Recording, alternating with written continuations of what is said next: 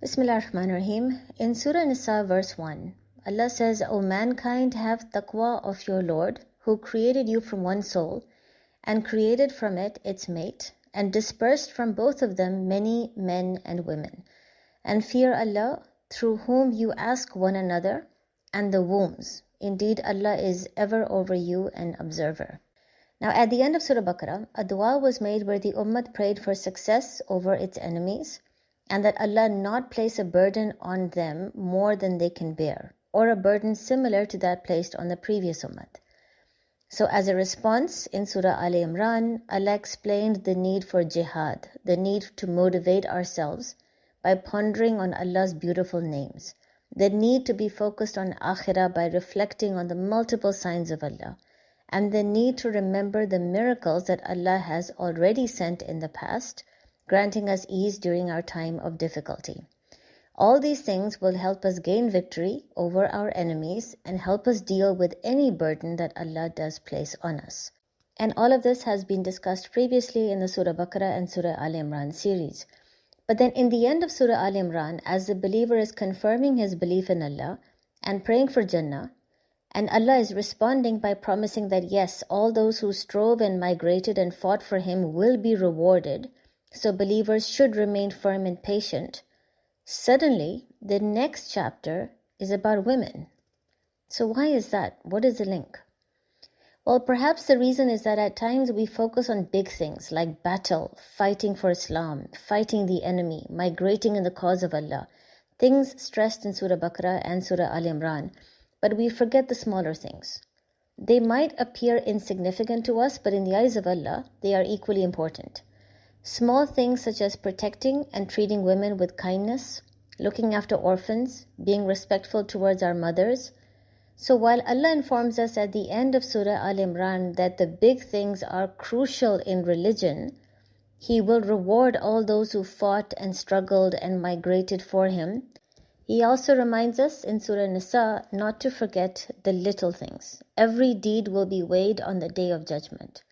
A man who works day and night to spread the message of Allah, but is neglectful of his wife and mother, will not be able to easily enter Jannah with no questions asked. At the same time, a woman who strives hard to understand Deen and is actively involved in charitable deeds, yet is neglectful of her husband, cannot expect that she can enter Jannah with no questions asked. That is why we now have the next chapter, Surah An-Nisa.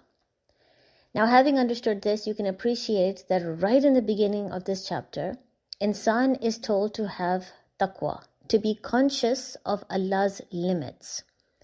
But then, of course, we could ask taqwa towards what? God's limits towards what? God's limits regarding the manner that men and women deal with each other. So continuing on from Surah Baqarah, where Allah told us that He does not put on us a burden more than we can bear, one of those burdens involves the rights that we have on each other. We all were created from one soul, Adam alayhi salam, as the verse explains, and we all ask from Allah our rights from each other. So basically, the message is that while praying to Allah that our rights be given to us from others, while demanding those rights, don't forget the rights that others have on us. This is what the very first verse is telling us. We all have rights on each other. As a wife, you want your rights fulfilled, but what about the rights the husband has on you? As a child, you want rights from your parents, but what about the rights that parents have over you? That is why Allah reminds us in this verse that He is an observer over all of you. We are quick to demand our rights or complain that they have not been given to us, but our ego stops us from accepting the rights that others have over us. Every relationship is being carefully monitored. Allah is watchful of everything. And the manner in which you give others their rights and take your rights are all part of being a muttaqeen. It's not just war, battle, rituals that matter. Our dealings with others are of equal importance. In other words, haqooqul ibad. So in specific, right at the beginning, Allah hints at the wife and the mother. These two were the most vulnerable groups in society 1400 years ago, and to some extent, they still are. In some societies, wives and mothers are considered a burden because they are dependent on the husband or the father or the son. someone who has to be their guardian, someone who has the duty of protecting and providing. So at times women are considered weak and fragile, requiring protection and help, while men at times are considered independent and strong. That is why in some societies men have a tendency of considering their wives or mothers as a burden without realizing that this is a responsibility that Allah has placed on them.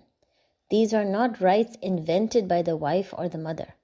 And whatever responsibility Allah has placed on men, whatever He has chosen them for, they have no choice but to say, we hear and we obey. And yes, we believe. The same words mentioned at the end of Surah Baqarah and at the end of Surah Al Imran. So don't forget that belief and obeying Allah is incomplete if the rights of others are ignored. Now in particular, the verse also mentions Adam's wife being created from him. The Bible and the Hadith mention that Adam's wife was made specifically from the rib. Now, of course, that does not mean that women are made from the ribs of men, but it is an excellent depiction of the nature of women.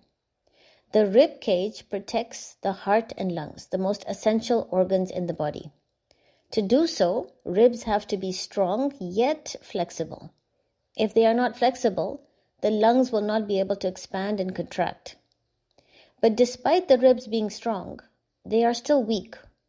In particular, the portion where the ribs curve at an angle, that is considered the point most vulnerable, the point that is most likely to be fractured if extra pressure is placed on it. Therefore, just like all the ribs form a rib cage, women have many roles that they perform in their life, and all the roles combined allow them to protect their family unit. Now over here, we are not talking about physical protection and security. That is the job of the man who is physically stronger. Over here, we are talking about protection mentally and spiritually. So while the man has to go out and work hard to earn money and pay the bills, whether he likes it or not, the women need to maintain a home environment that is peaceful. A man who has to work hard only to come home to a war zone where everyone is fighting and no one is looking after the kids, and there is extreme negative energy in the house, will likely end up bursting in rage and frustration. For this reason, women have been created with a nature that is flexible. They have very high emotional intelligence and empathy. They can handle difficult situations easily, and they know how to deal with different people. But just as the heart and lungs require the rib cage, if a woman refuses to perform her different roles, then the household unit will be destroyed. Or, if the woman is trying to perform her roles and she is trying to be flexible, but she is humiliated, never appreciated, or she is told to be even more flexible, then she will break just like the rib. Again, the family unit will be destroyed. This is precisely the words of the Hadith in Sahih Bukhari, treat women nicely. For a woman is created from the rib, the curved portion of the rib. If you try to straighten it, you will break it. But if you leave it, it will remain crooked. Implying she will remain flexible when she is appreciated, validated, and encouraged. Therefore, just as a man cannot say that he does not want to work, he does not want to provide for his family, he has to understand that he has been gifted with the strength to work and protect, so he must. Similarly, a woman cannot say that she does not want to maintain a peaceful environment at home and look after the kids. She has been gifted with that nature and she must use it. It's also interesting how Allah uses the word womb instead of just saying mother. Arham or womb comes from the word raham, as the womb protects, nurtures, provides, and secures the fetus for 9 months. It is a mercy for the fetus. So basically, men are being reminded that they should not consider women as a burden just because they have to protect and provide for them. Had it not been for the same women who protected, nourished, and provided for 9 months, those men would not be alive today. So I hope you can appreciate the flow that you can see in the Quran and how Surah An-Nisa's very first verse is a beautiful continuation of Surah Al Imran, where Allah is now informing the muttaqeen that it's not just about fighting and jihad and migrating in the cause of Allah.